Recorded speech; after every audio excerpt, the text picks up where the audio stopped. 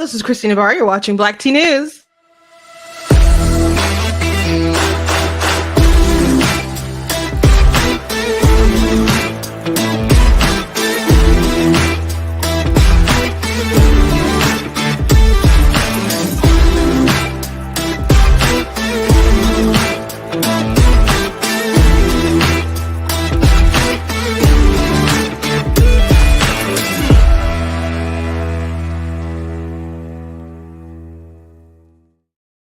Hello. Welcome to Black Tea News. I'm your host, Christina Barr, and today we're going to be talking about Don Lemon and his issues with some sexist things he said about Nikki Haley and how he's facing blowback for that.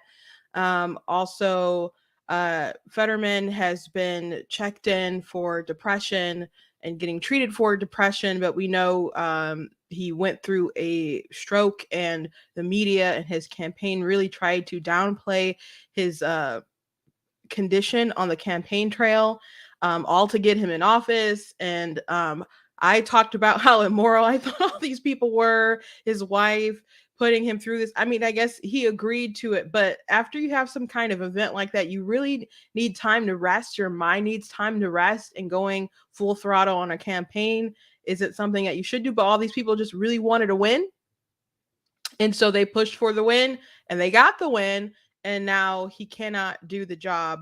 And so the media really attacked another media personality after they pointed out that he had some issues, he had some troubles, and that maybe they weren't being as forthcoming with his condition as they should have been. And Fetterman's wife even kind of threatened or thought that people should come after the journalist just reporting the news. So now we're in this situation, and I've got to say, there's so many bad actors who got us to this point in the story. So we'll be talking about that. Also, Chelsea Handler posted a video earlier this week. I think it was earlier this week anyway, that people were reacting to on TikTok, in the right media sphere. It wasn't just male personalities, but she did go after some men who came after her for being childless, and she claimed that she was unhappy, and they point out nah, bro, this doesn't seem like happiness. And so she attacked them and said, are you saying you really think I'm not happy, or are you mad because you can't control me? So I want to talk about that, because I think there's a lot of things that we're just not, it's not being talked about as regarding that issue. So I'll add my 2 cents, and that'll be the show for today. But oh yeah, I want to show you this video of Ohio, in East Palestine, Ohio, which, by the way, the Babylon Bee had an article that was like, Ilhan Omar comes out in favor of East Palestine, Ohio, until she figures out it's in America or something. It was a good Babylon Bee headline. But I don't have that for my meme of the day. I have something else, but it just popped in my mind. So I just wanted to be like, that was a good one. That was a good one. Sometimes they have gems, and that was a gem. Anyway, before we jump into everything, I want to encourage you guys to go to blacktnews.com, check out different content on my website, different articles, different videos, etc. Check out different merch that we have, like the Rowan Casey aborted t-shirts and life wins. We got those. We got the I'm not the victim you're looking for. We got black tea mugs. So check out different stuff on the website that you guys can get. Go ahead and pre-order my book, Of Course God is Blatantly Against Abortion. That's available on for pre-order from Barnes and Nobles and Amazon right now. Will be available for pre-order on other platforms, and will also be available in paperback and also hardcover. So if other forms interest you, please go to the website. Make sure you guys are signing up for when that is released. Also, thank you to everyone who has shown interest in my other books that I write. FYI, I will be at Motor City Comic Con in May. So that for everyone's not familiar with what Motor City is, that would be the Metro Detroit area. So it's in Novi, Michigan. So that'll be in May. If you're in the area, would like to come up.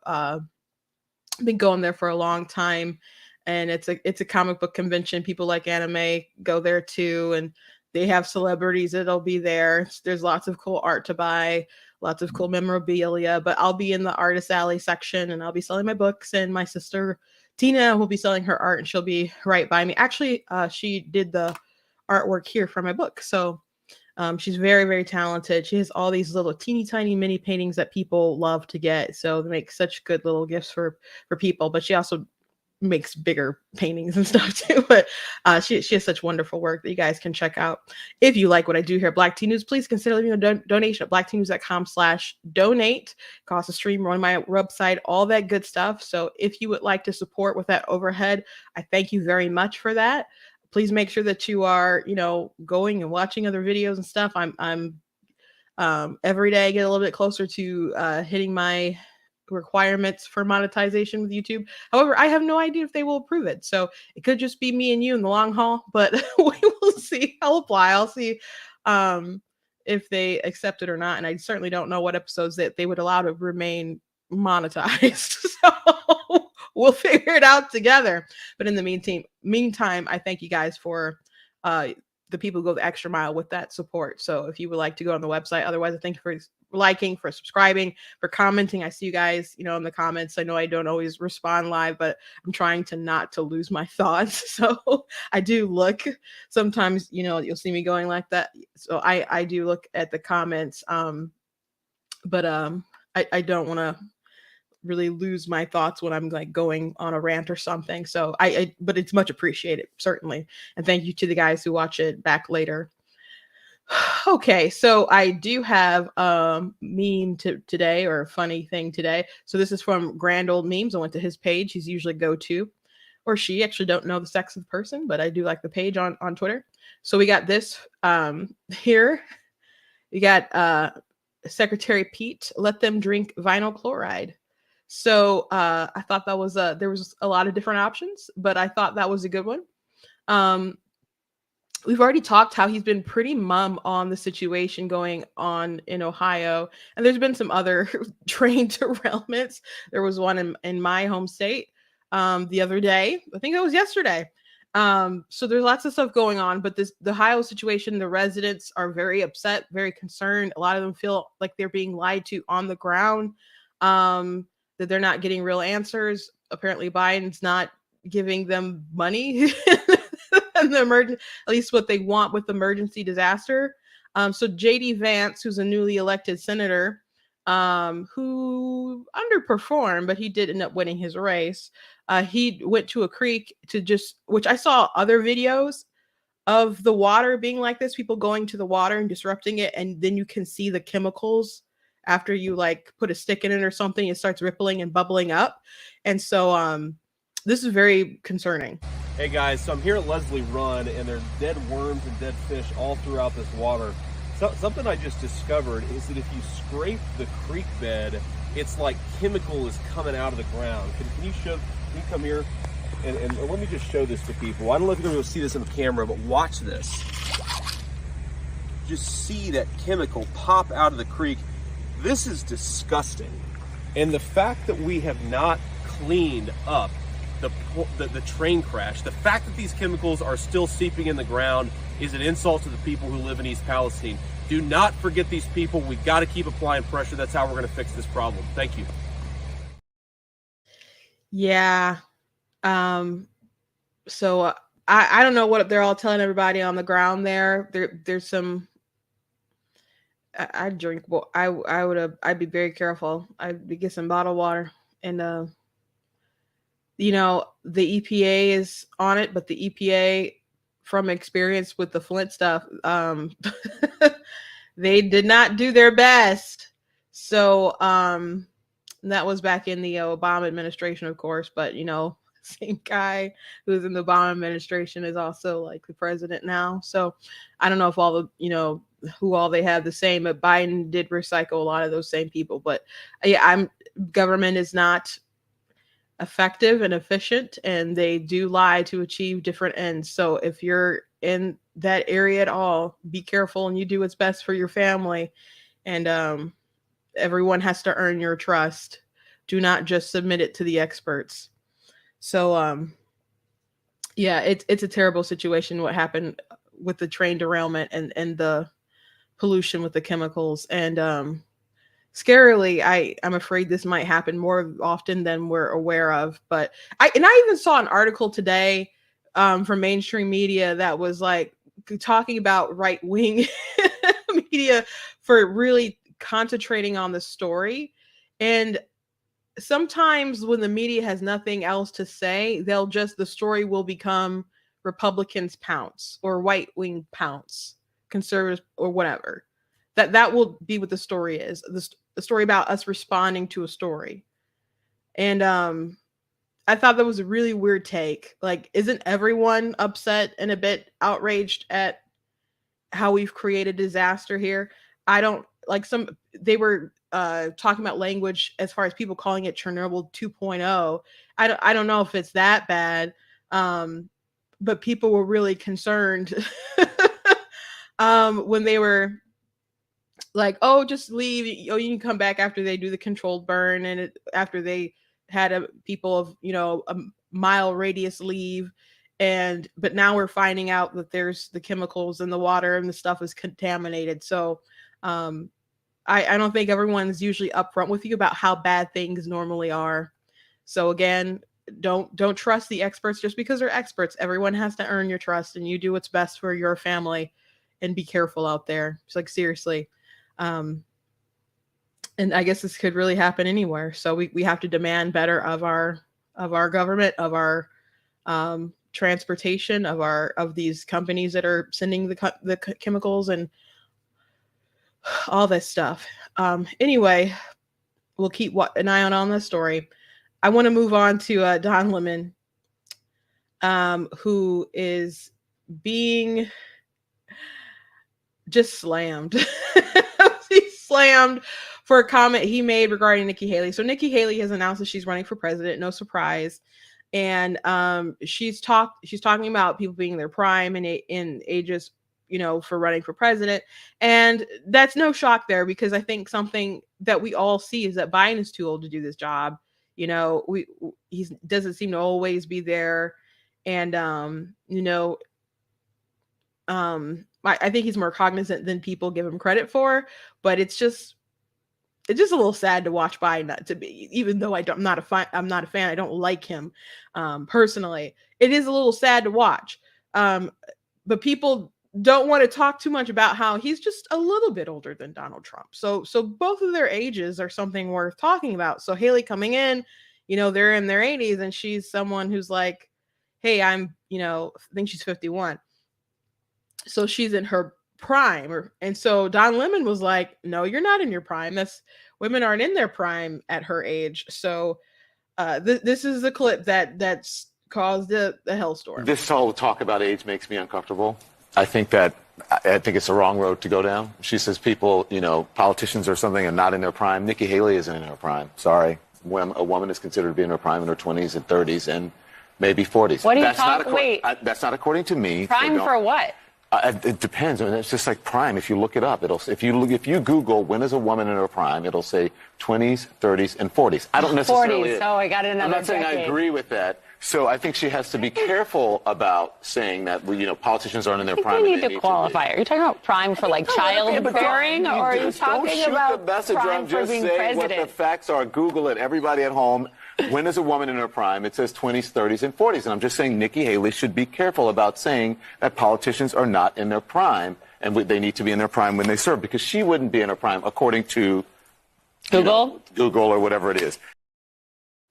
So when you Google like who's in their prime, like what do you like? They said you need to qualify. What are you talking about? Because if you are talking about women and them reproducing all that stuff, yeah, it'd be like in their 20s, and they're, will be in their 20s, in their 30s and stuff. But when you're talking about childbearing, you can't, and rearing and stuff, you can of course have it later in life, but some you really should be doing earlier. And but that's not what the conversation is. So you can't even be president until you're 35. Okay. So if we're talking about professionally, and not even just professionally as far as you going out and getting a job and doing stuff, we're talking about someone running for president. Again, you have to be 35 years old to even run. And when you're doing politics, let's say you go to college and stuff and you start your political career, you're doing that in your early 20s and onward. I think you have to be 25 to run for Congress.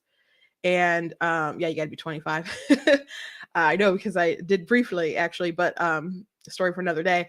And people want you to have some kind of experience. You'll run, you'll do a couple of terms, and I'm assuming you won't start with Congress unless you have some kind of business background or something. So being 35, that's the earliest you can start, but that's not normally when people get there. And if maybe you do some local politics and you work your way up to maybe serving in the House, and maybe you go into the Senate or something, unless you've been in the House for a very long time. But people in the Senate, consider themselves, doing a more important sort of job than the people in the House or whatever. There's different attitudes. But or if you're the governor, you've actually run a state, you just have a resume that you build up. So she's been the governor. So I would say, as far as like politics wise, yes, she's in her prime. She's in her prime. She has experience. She's acquired a lot of knowledge. She's been on the world stage. She's has a perspective that a lot of different people who would enter this race do not have. Of course, Trump has the perspective of the president, so she, still has to push up against that. But she does have the edge as far as being in her prime, as far as a perfect age to do this. So saying that she's not in her prime and going by Google, that that just doesn't make any sense. It doesn't make any sense. So there's a lot of professional women who have talked about this, who have said, it's very, very sexist to say this thing, especially when we're talking about in a professional sort of light. So like I saw Megyn Kelly and Kat Timpf from Fox News talking about it. But Don ended up apologizing. He said, the reference I made to a woman's prime this morning was inartful and irrelevant, as colleagues and loved ones have pointed out, and I regret it. A woman's age doesn't define her either personally or professionally. I have countless women in my life who prove that every day. So if it was irrelevant, and I'm not going to say it's irrelevant because she's bringing it up, so I won't totally say it's irrelevant. I think it's just kind of a cop up, but that was where he saw that he could pounce on someone he's not fond of, and he probably did not expect everyone to be like which is interesting because he shares the panel. He's a co-host of his show with two other ladies. So I think he just was like, here's my opportunity to pounce on her, and did not expect everyone to be like, wait a second, Don. But the rumor has that there's a lot of anger for him saying this. And I heard there was a Fox News reporter who said that Don was supposed to address it this morning, but that's not what happened. That's not what happened. I have serious FOMO from that interview that Poppy did. I'm jealous. Poppy is at NBA All-Stars Weekend. It is going to be so good. We have so many good moments from that, including that full interview there. Good morning, everyone. Audie Cornish is here at the desk with us this morning. Dawn has the day off. Poppy, as you can see, is in Utah for the NBA All-Star Game. So we will get to much more of that in a moment.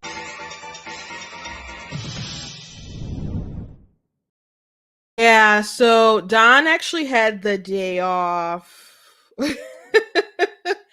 Don had the day off. So when CNN switched over and got their new boss, and when they had their merger with Discovery, there were some people who got the axe from CNN, and they wanted it to kind of look like a more legitimate news organization. And Don ended up getting demoted. Maybe he doesn't see it as a demotion. I'm sure he probably sees it as a demotion because he had a primetime show himself at night. And they did also try to make him a morning talk show person when they had the CNN Plus. And the CNN Plus did not last long. We had our laughs about that, but CNN Plus did not last long. They got rid of it. So he lost his nightly show, and he got saddled with the two other ladies. So now is three people doing a morning show. And I don't think it's going to work out very well for him. And I think they probably do want to get rid of Don because he's said some things that were just pure hackery. And as far as the hacks who make CNN look illegitimate, I would say he's one of them for sure. But he is their black guy. So it's not easy to just, at least in their minds, I'm sure, not easy to just get rid of their black guy. So we'll see. We'll see. Maybe he'll be back Monday, all fine and dandy, and they'll try to power through some more. But yeah, people are not okay with his comments there, and I'm frankly not surprised. I'm absolutely not surprised. Okay, so I want to talk about John Fetterman, and I think it's a shame that this man, first of all, he had his stroke while he was running for office, and instead of dropping out of the race, because I believe that happened prior to the primary being over, they could have just said, hey, he can't go on. And when you have some kind of major event like a stroke, your body needs time to rest. Your mind needs time to rest. Like, people understand that he needs some time to rest. Let's at least start in with the actual recent news regarding this and why we're talking about this. So here's a statement from Fetterman's office. Pennsylvania U.S. Senator John Fetterman's chief of staff, Adam Gittleson, on Thursday released the following statement. Last night, Senator John Fetterman checked himself into Walter Reed National Military Medical Center to receive treatment for clinical depression. While John has experienced depression off and on throughout his life, it only became severe in recent weeks. On Monday, John was evaluated by Dr. Brian M. Monahan and the attending physician at the United States Congress. Yesterday, Dr. Monahan recommended inpatient care at Walter Reed. John agreed, and he was receiving treatment on a voluntary basis. After examining John, the doctors at Walter Reed told us that John is getting the care he needs and will soon be back to himself. So, depression is something that, people can also face after having a stroke. I don't want to be too presumptuous, but I would assume it's not just about the depression, but other symptoms of his stroke. And there's kind of been some reporting on that. A senior aide to Senator Fetterman tells me that he will likely be in inpatient care for clinical depression for a few weeks. For context, it's not unprecedented. Last July, Senator Ben Ray Lugin was out for a few months following a stroke. Senator Chris Van Hollen out a few weeks before that. Senator Tim Johnson, 2007, was out for 8 months. Senator Mark Kirk in 2012 was out for a year following strokes, which, by the way, they campaign knowing that they had this and would be out for that time. Like, there's a different sort of precedent here. But a senior aide says that it's been difficult to distinguish the stroke from depression, saying it's hard to tell at times if Fetterman is not hearing you or if he's sort of crippled by his depression or social anxiety. So there was a reporter who talked about how Fetterman, it didn't seem like it was hard for him to kind of follow conversations. So due to his stroke, his condition, and people got so mad. People got so mad at that. Even so to the point where his wife wanted there to be some kind of reprimanding or something. So let's go back in time a bit. There's a National Review article. Giselle Fetterman suggests reporters should face consequences for NBC interview. It was appalling to see. John Fetterman's wife blasted NBC Dasha Burns for her portrayal of a recent interview with Pennsylvania U.S. Senate candidate, accusing the reporter of ableism and calling her behavior appalling. Speaking with Molly Jong Fast on Fast Politics Pod, Giselle Fetterman said she felt rage when she learned that Burns had revealed that her husband was unable to hold a conversation. The coverage did a disservice to not only my husband, but any facing a disability and working through it, she said. Since suffering a stroke and they go to the ableism route, and it's like, people need rest. Like, I don't think they were kind pushing Fetterman through this. And I talked about this before. I think they were bad Democrats. They knew what was going on, and they wanted him to win the primary. So they, instead of like bowing out, they won. They got the nod, and then they everyone had to push them through the campaign for him to win the race, despite like him like watching clips and seeing him talk at different campaign speeches and kudos. I don't know if I even want to say kudos. I mean, he did the debate when people suspected that he wouldn't do the debate, but some of that was just painful. As lieutenant governor, you're running for a seat that could decide the balance of power in Washington. What qualifies you to be a U.S. senator? You have 60 seconds. Hi, good night, everybody. I'm running to serve Pennsylvania. He's running to use Pennsylvania.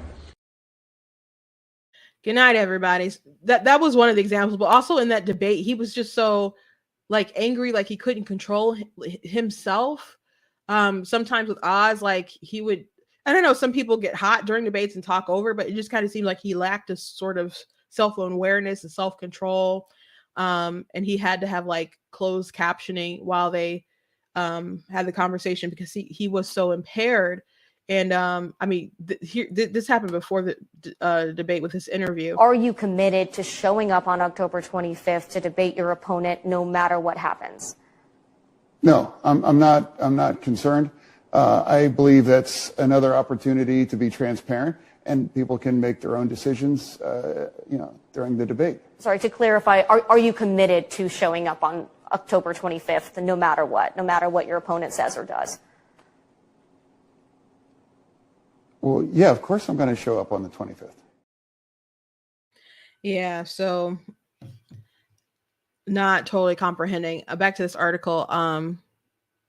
Since suffering a stroke in May, Fetterman has struggled with the auditory processing. The candidate staff required that he be allowed to use closed captioning technology during the interview. While introducing the segment featuring Burns' interview with Fetterman, she noted that in small talk before the interview, without captioning, it wasn't clear he was understanding a conversation. Fetterman supporters have called the observation unfair, including New York Magazine's Rebecca Triester and Kara Swisher, as well as Jong Fast herself, but Burns has stood by her words. On Twitter, Burns responded to Swisher by arguing that it's possible for two different reporters to have two different experiences with a candidate. Our team was in the room with him and reported what happened in it, as journalists do, before and after closed captioning was on. Then on NBC's Today, Burns told Savannah Guthrie that it's important to note that according to the campaign itself, our team was first to be in the room with Fetterman for an interview rather than via video conference, and myself. My producer and our crew did find that small talk before that captioning was difficult because of the auditory processing issues I mentioned. Stroke experts do say that this does not mean he has any cognitive impairment.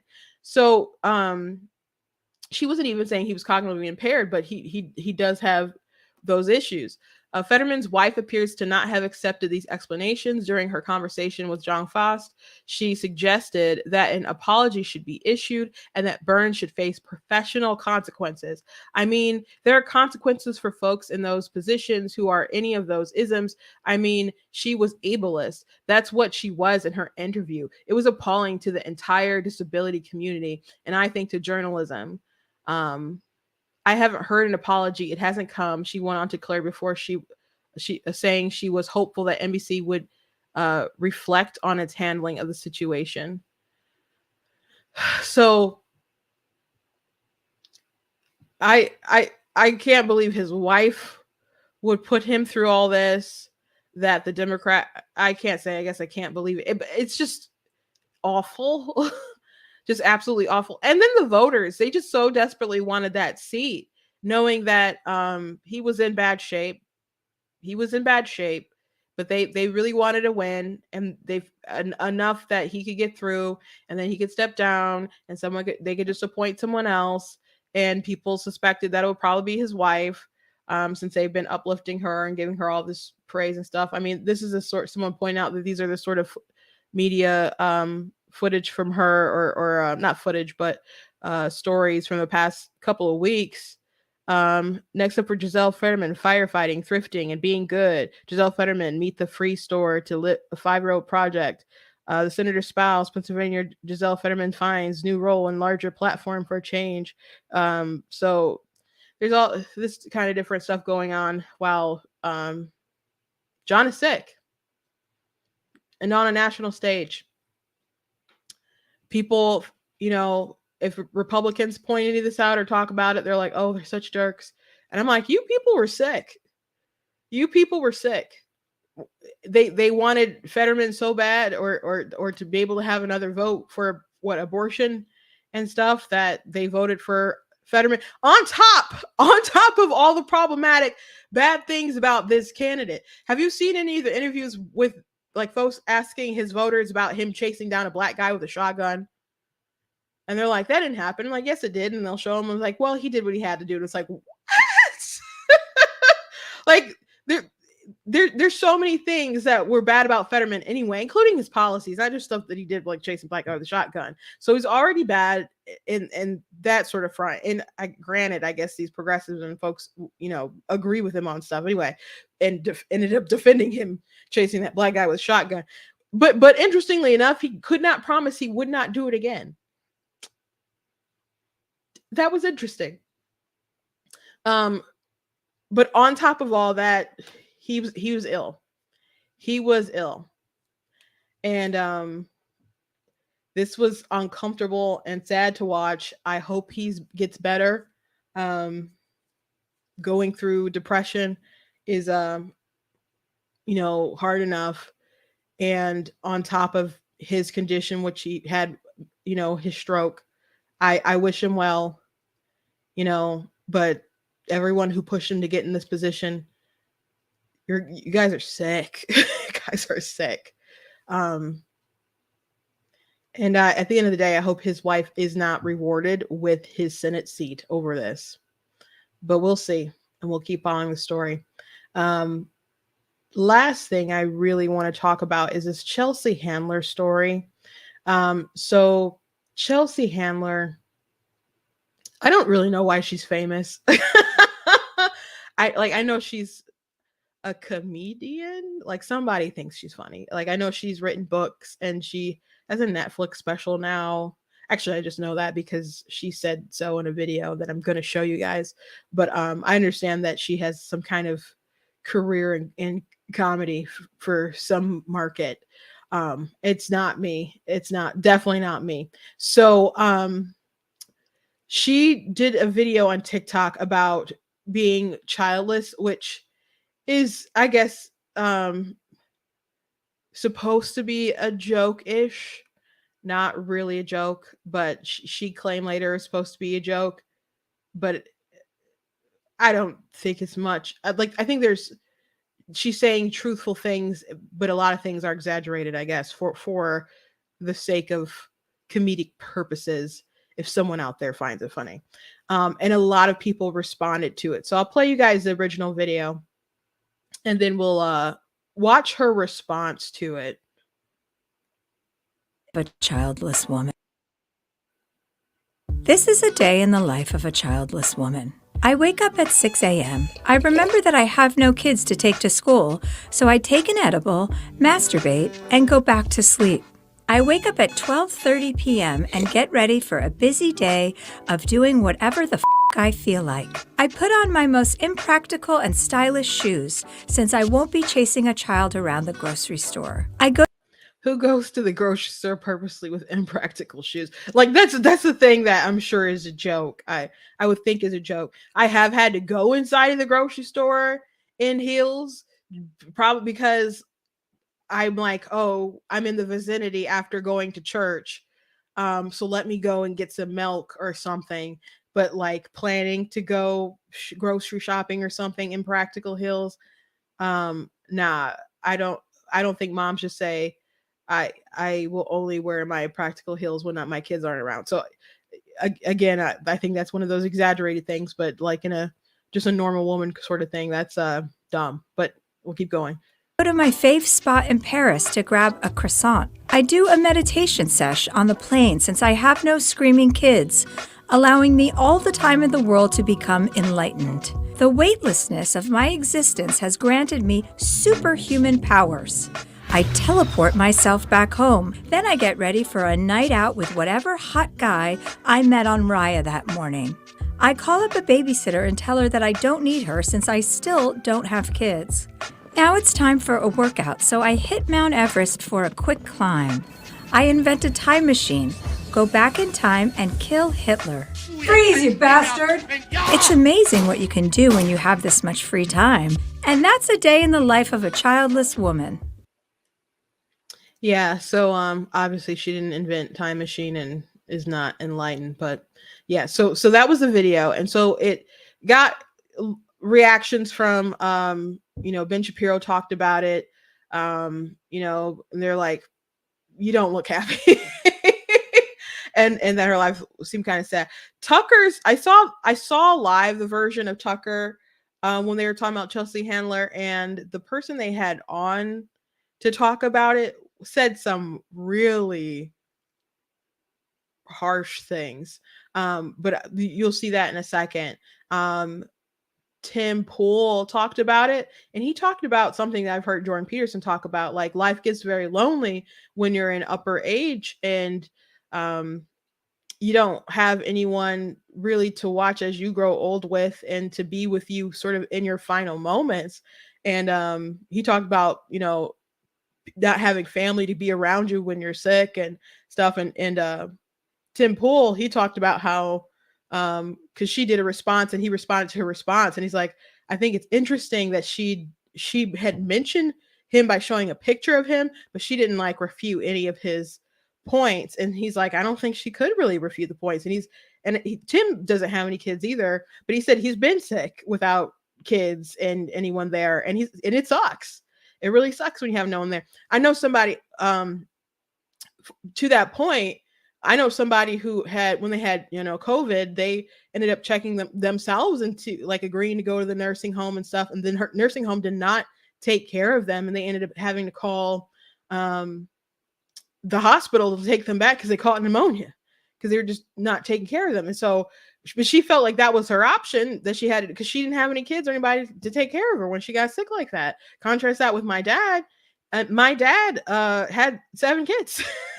So actually they were trying to send my dad to a nursing home, and we're like, no, you cannot do that to my dad, because we heard like all these terrible experiences with nursing homes. They're like, we want him, and they're like, well, you guys don't understand how difficult it would be. He needs all this rehab. And we're like, well, keep him in the rehab wing of the hospital. And basically they were kind of like, he's too much trouble for us to really take care of him. He needs more help than we can give him, or willing to give him, I guess. And so we're like, give us our dad back. And they were kind of like, well, it can look like you guys are refusing care, and that could, cause the insurance company to, I guess, not pay for stuff. And we're like, what? So it seemed like we didn't understand the amount of why they were pressuring people so much to get people to go to nursing homes. Like, people just hear like the nursing home thing, and they think, oh, that they're just sending people to nursing homes with COVID because that's where they live. No, that's not what happened. They were sending people with COVID who were young even to nursing homes who were infected, and they were getting other people sick. There was one video that was viral of this person who was disturbed, who ended up beating this elderly man, and the elderly man, he ended up dying eventually, but after his attack he had like stopped eating and stuff. And it was an awful, brutal video.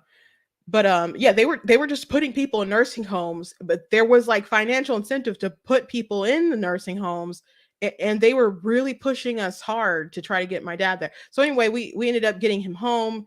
We had like a bed, there, and we put it like in the living room. And so me and my sister, who I share a place with, we when he went into the hospital, me and my sister, we stayed with him, with my mom while he was there in the hospital, and he came back, and then we, stayed in to help to take care of my, I had ended up going back at some time, but my sister Katrina, she stayed to help with my mom until he was able to walk back up the stairs himself. And he was in the hospital so long, all his muscles had basically atrophied and his skin was just like jelly flesh hanging. And so he needed a lot of help. And we're like, we are a family. We will take care of our dad, give us our dad back. So now there's some people like, you don't have kids, you shouldn't have kids just to take care of you or to be your slaves. That's a really sad way to sort of look at it. You build families and you build communities, and communities build civilizations. No one lives a life solely for themselves. And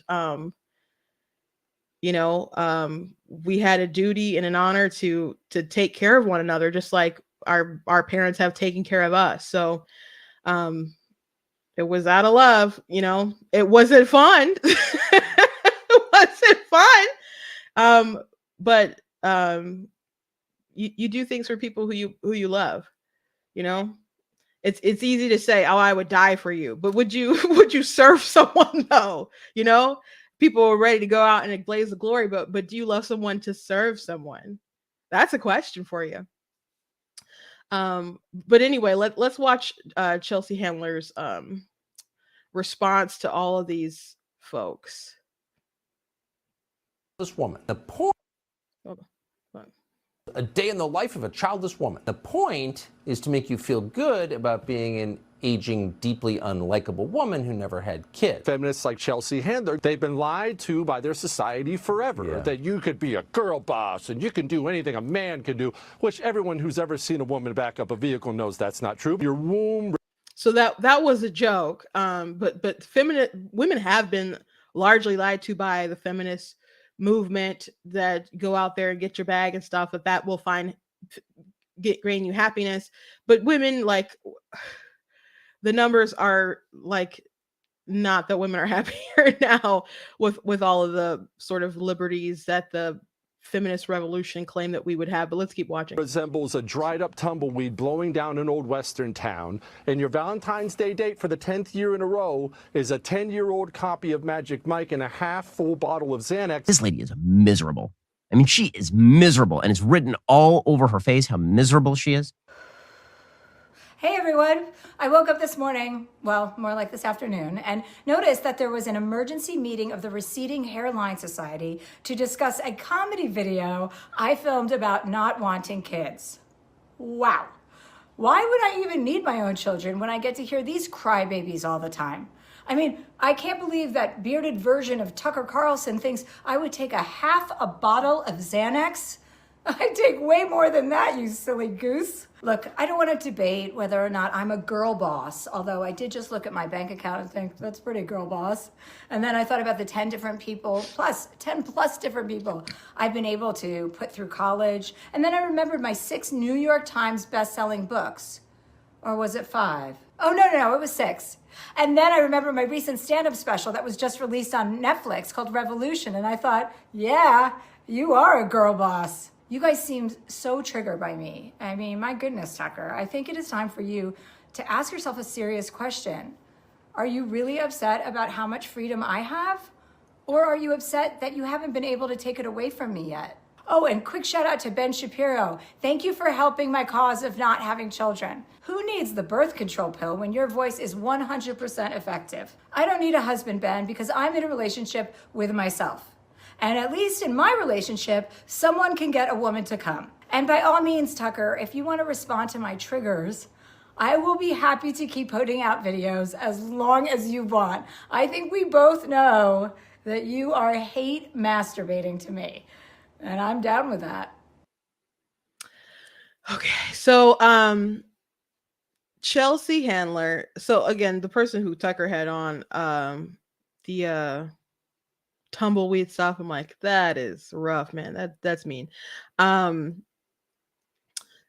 So here's where she had Tim Pool and Matt Walsh and the guy who was on Tucker, and made the receding hairline thing. And so Tim Pool mentioned that that he got a shout out, but she didn't address the sort of things that he said. So I did watch Ben's response to her, and he of course mentioned, and everyone else has mentioned, like, he is someone who's been happily married for, I think he said 14 years, and his wife is pregnant. Congratulations, by the way, with their fourth child. And so to the comment she made about Tucker, like, are you so concerned about whether she's happy, or if he just mad that he can't control her? So I think it's interesting. I don't know how many other right-wing commentators took the time to make videos. Like, I knew that Ben made one. I didn't know that Tim had made one until he mentioned the response. But I know Allie Stuckley talked about Chelsea Handler.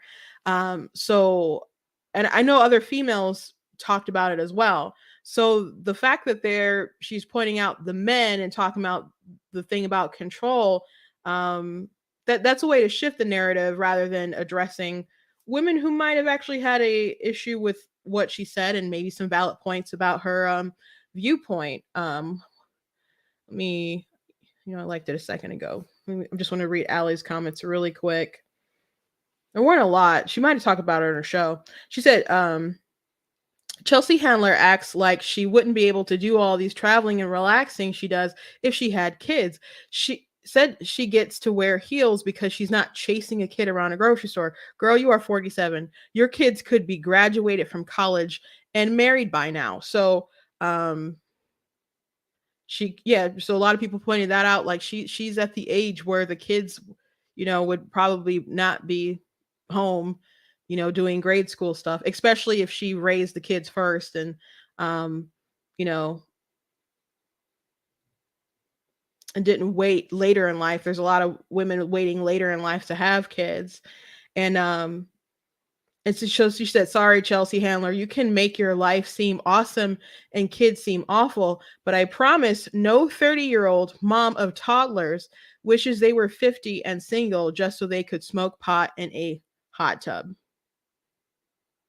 Yeah. And so to talk about Chelsea Handler and her life and how she is in a relationship with herself, and she can spend her days sleeping in and eating edibles, and does have this girl boss success, as she put it, her specials and her bestsellers and all that stuff. She has achieved those things. But she's not quite a motherless child. I mean, she doesn't have any children who are alive, but she did have abortions. So it's not that she wasn't a mother or didn't have children. And they're just sons or daughters of any age. Abortion doesn't poof people out of existence. It just ends their lives. So it's not that she didn't have children. And I believe she had 3. If I'm wrong, I'm sorry, but there's at least one, but I think there's 3. So the life that she has, the question isn't like, if you're a woman and you're enjoying your singleness and you're living your life as a single woman and happy that you're not having kids, it's that she has this life that she has now because she sacrificed 3 different people to get what she has. And the question is her life worth 3 people? 3 people, and how many other generations could been created from that? Or we could just, not mind the generations, but people can spawn off a lot of folks. You go to a funeral, like last year I went to a funeral of a friend of ours, preacher friend of ours, and his mom had she had a ton of different kids, and there were so many different grandkids and great grandkids and stuff there. And it was, big religious family. I mean, it was just quite the legacy when you looked around at it all. But we don't have to, speculate about what, because maybe they would all have been like childless and single and stuff too. But at least 3 people. It was the 3 people that she wiped, out.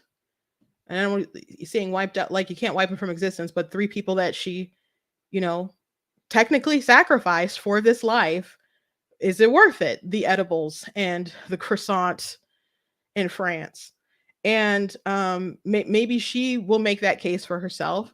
You can't ever convince me that would be worth those things, especially again because she would be they.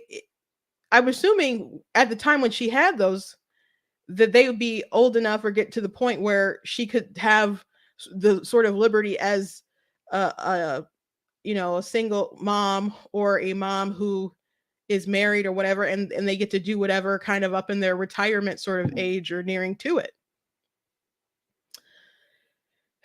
But as far as like her having the drugs and meaningless sex and other things, can those things make you happy? I wouldn't say that those things can fulfill someone, but can they make you happy on the short term? Yeah. I think our founders had it correct when there's like happiness is a pursuit. You pursue different things that will make you happy.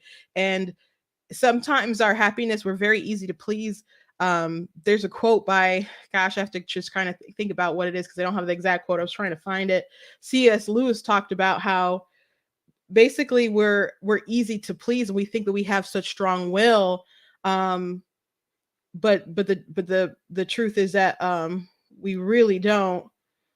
Oh, let me see. I put it in my Here it is. The New Testament has lots to say about self-denial, but not about self-denial as an end in itself. We are told to deny ourselves and to take up our crosses in order that we may follow Christ. And nearly every day description of what we shall ultimately find if we do so contains an appeal to desire. If there lurks in most modern minds the notion that to desire our own good and earnestly to hope for the enjoyment of it is a bad thing, I submit that this notion has crept from the Kant and the Stoics and is no part of the Christian faith. Indeed, if we consider the unblushing promises of reward and the staggering nature of the rewards promised in the Gospels, it would seem that our Lord finds our desires not too strong, but too weak. We are half-hearted creatures fooling about with drink and sex and ambition when infinite joy is offered to us like an ignorant child who wants to go on making mud pies in the slum because he cannot imagine what is meant by the offer of a holiday at the sea. We are far too easily pleased. So, I thought it was such a great quote from Lewis here, and I think it does really sum up people who do easily try to fulfill themselves with shallow worldly things that will easily pass away. And I put that quote in my book. Of course, guys blatantly gets abortion. And I also made the comparison. Have you seen the Hook, the movie Hook, with Tinkerbell? And she's such a. I'll just read the line. We are like Tinkerbell, a fairy so tiny that she can only experience one emotion at a time, and it's to the max. If she's angry, she's enraged. If she's jealous, she's violent and a bitter terror. If she's happy, she's a delight. In the cult classic film Hook, Tinkerbell is able to wish herself big so she can finally confess her love to Peter Pan, who has grown into a man. She says, "This is the only wish I ever wish for myself. This is the biggest feeling I've ever felt, and this is the first time I've ever been big enough to feel it." And then I go on to talk about how we're supposed to be more mature than Tinkerbell, who's just so consumed with this thing and this thing and this thing and this thing. So I think probably when she has her edible and when she has her croissant and when she does dirty stuff to herself or with random dudes, maybe she feels happy at the time when that stuff goes on, and then you look for the next thing to make you happy. But as I said, happiness is a pursuit. People have to pursue things to make them happy. I preached a sermon one time called "Happiness is a Pursuit. Joy is a lifestyle, and peace is a promise." So I think you have to get beyond those things that can spark shallow sort of happiness to finding what's going to deeply fulfill you. So is she happy day to day, moment by moment? And she can maybe fulfill those moment to moments with a lot of things. She has a lot of resources and apparently no shame. So at least shame that she won't allow herself to really feel or to really acknowledge. So I'm not going to say she's not happy. Does she have a life full of meaning or meaningful things to leave behind or meaningful relationships to leave behind? Apparently not. So I would say don't be like Chelsea Handler. And again, she's not someone who is a child. I mean, she does not have children, but that doesn't mean she did not have children. Um, you know? So there are lots of things you could say about Chelsea Handler besides her being, gross and racist. Do you guys remember when she told 50 Cent she had to remind him that he was black? Because she said something about Biden was talking about raising taxes, and he didn't want to be like 18 cent or 20 cent, whatever the joke was. He didn't want to lose more of his money. And so she's like, I had to remind him that he was a black person. I'm like, you racist woman, you. So some of the comments directed her were pretty mean, but and I don't know if the truth I'm talking today is a little too real, but it's the truth anyhow. I don't think most people's lives are worth 3 people or one person. And she's sacrificed people on the altar to, be able to enjoy her edibles and wear impractical shoes at the grocery store. Anyway, that is the show for today. I hope you guys really did enjoy it. You can go to blacktnews.com, check out different content on my website, different articles, different videos, etc. Please go ahead and check out my book. Of course, Guys Blatantly Against Abortion. It's available for pre-order on you can go find it on Amazon or on Barnes and Noble. It will be available on paperback and on hardcover, but you're gonna have to wait a little bit for that. So if you'd like to sign up for updates, you can go ahead and do that at the website, blacktnews.com. Make sure I get your email address. Also, if you like what I do here, please consider leaving a donation. It costs to run my website, all that good stuff. So if you can support, God bless you. I very much appreciate it. Check out different merch that we have at the store, like the You Are Not That Special shirts. We also got them in cute little mugs. I'm thinking about also doing buttons on the site and stuff too, because I do have a button maker. I'd have to revamp my website, so that's just why I haven't done it. But there's lots of little buttons that I'd like to put up, so I'll have that soon enough. Also, I do have books that you guys can check out. These are my 15 books that I have published. You can just search for my name on Amazon because all of these are only at Amazon. But if you go to ninjadustpublishing.com to find out what they're about, you can do that there. But if you go to blacktnews.com and go under merchandise, there is a banner that will take you over to the book site. So you can find everything on blacktnews.com. And a reminder, I will be at Motor City Comic Con in May. So if you're in the area or planning on making a trip, you guys can find me in Artist Alley and get a signed book and chit chat and etc.